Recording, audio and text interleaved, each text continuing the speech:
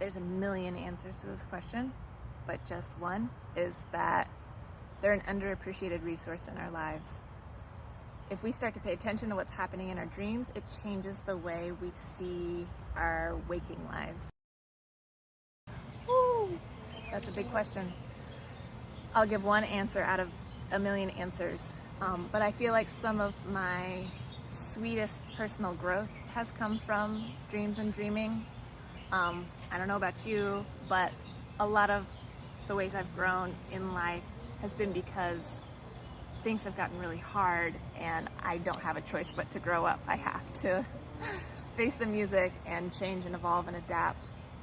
But with dreams, I've experienced transformation that feels sweeter and gentler and more like a release than like a grind. Like life feels like a grind sometimes. Yeah.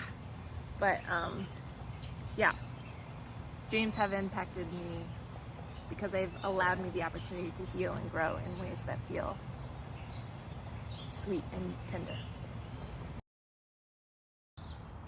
We're gonna make small houses out of fabric. These are dream incubators. So think of an incubator with eggs in it. The eggs get cozy, they hatch. We're gonna do the same thing, but not with eggs, with dreams. So we're gonna make this little house, and then before you go to bed, you write down on a piece of paper something you want an answer to, something you want clarity about. You put that in the house, and it hatches in your dreams. So we're making the house in this workshop. We're gonna be talking about dreams and dreaming and what it means to you.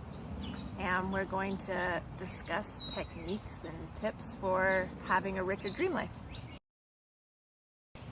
I feel like most people feel like they're passive participants in their sleep and that dreams are just something that happen to them.